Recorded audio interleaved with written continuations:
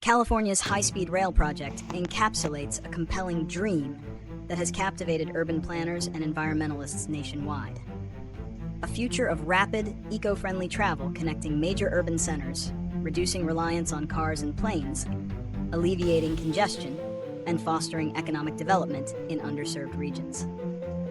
The vision of seamlessly zipping from San Francisco to Los Angeles in under 3 hours, enjoying scenic views and working productively, represents a paradigm shift in American intercity transportation, offering a competitive alternative to flying for many. The reality, however, has been a stark contrast. Plagued by monumental cost overruns, escalating from an initial $33 billion to well over $100 billion, and significant delays, with not a single full segment operational 3 years past its original 2020 completion target, the project has become a cautionary tale. Political shifts, a fragmented funding stream, complex land acquisition, and numerous legal and environmental challenges have hobbled progress. Starting construction in the less populated Central Valley, while strategically easier, has also pushed back the realization of the full vision, dampening initial ridership projections. For other states, California's experience highlights that while the dream of high-speed rail is valid and desirable for a sustainable future, its execution requires unwavering political commitment, realistic budgeting from the outset, a clear and consistent funding mechanism, and an ability to navigate complex regulatory and environmental landscapes more efficiently than California has.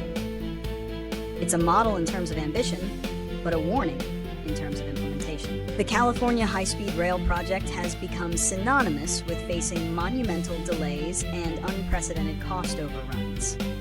Initially envisioned in 2008 with a price tag of $33 billion and a 2020 completion target to connect San Francisco and Los Angeles, the reality has diverged dramatically.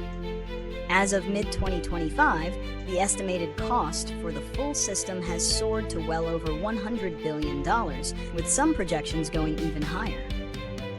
Despite over a decade of work, not a single segment of track for high-speed operation is complete.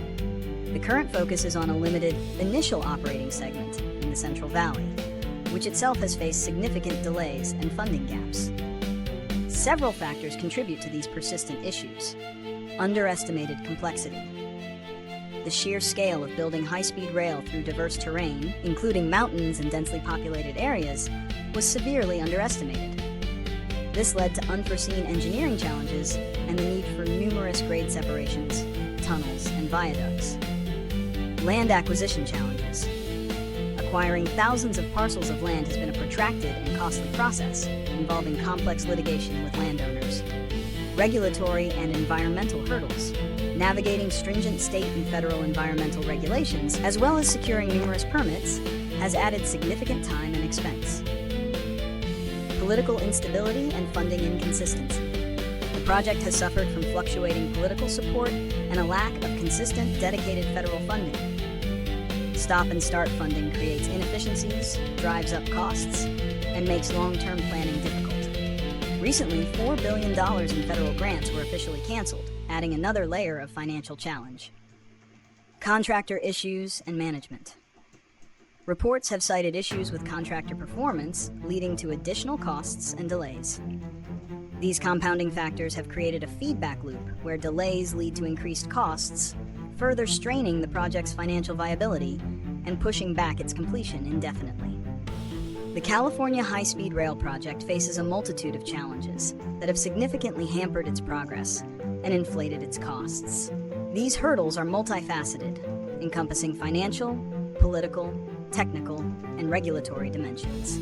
A primary challenge is inconsistent and insufficient funding. The project has struggled to secure a stable and adequate funding stream, relying on a mix of voter-approved bonds, cap-and-trade revenues, which can be volatile, and federal grants. The recent cancellation of approximately $4 billion in unspent federal funding by the U.S. Department of Transportation, citing the project's inability to meet its obligations, further exacerbates an already significant funding gap, estimated at over $7 billion for just the initial operating segment. Political instability and shifting priorities have also created immense uncertainty. Changes in state and federal administrations can alter support, leading to reevaluations and even direct withdrawals of funds, as seen with the latest federal action. This unpredictable environment makes long-term planning and contractor commitments extremely difficult. Complex land acquisition is another major headache. The sheer volume of parcels needed for the route, combined with often contentious negotiations and legal battles with landowners, has resulted in significant delays and increased costs. Rigorous regulatory and environmental processes add layers of complexity. California's strict environmental laws, SEQA, and federal regulations, NEPA, require extensive studies, public input, and mitigation measures, all of which contribute to lengthy timelines and substantial expenses. Finally, engineering and technical complexities are inherent to building high-speed rail across varied terrain, including seismic zones, urban centers, and agricultural lands. Designing and constructing numerous bridges, tunnels, and grade separations adds to the technical difficulty and cost. These cumulative challenges continually push back completion dates and inflate the budget, making the project's ultimate viability uncertain. Whether California's high-speed rail can serve as a model for other states is a complex question with no simple answer. On one hand, it represents the ambitious vision of developing modern, sustainable transportation infrastructure that is sorely needed in the U.S. The dream of connecting major population centers with rapid rail offers a compelling solution to traffic congestion, carbon emissions, and the strain on existing air and road networks. Its sheer scale demonstrates the potential for such megaprojects to redefine regional connectivity and potentially spur economic growth in linked areas.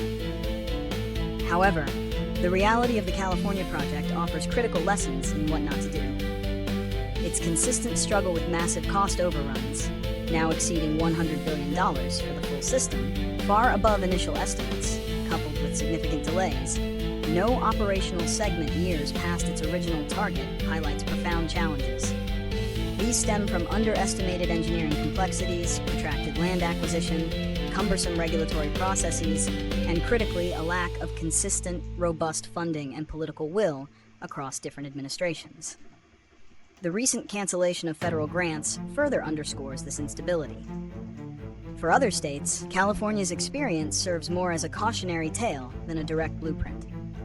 It demonstrates the necessity of realistic budgeting. Underestimating costs from the outset can doom a project. Stable funding. Long-term, dedicated funding sources immune to political whims are crucial. Streamlined processes. Efficient land acquisition and environmental permitting are vital. Sustained political commitment. High-speed rail requires consistent support over decades. While the concept of high-speed rail is a valid model for future transportation, California's execution provides a valuable, albeit expensive, masterclass in the pitfalls to avoid. Future projects must learn from these challenges to succeed.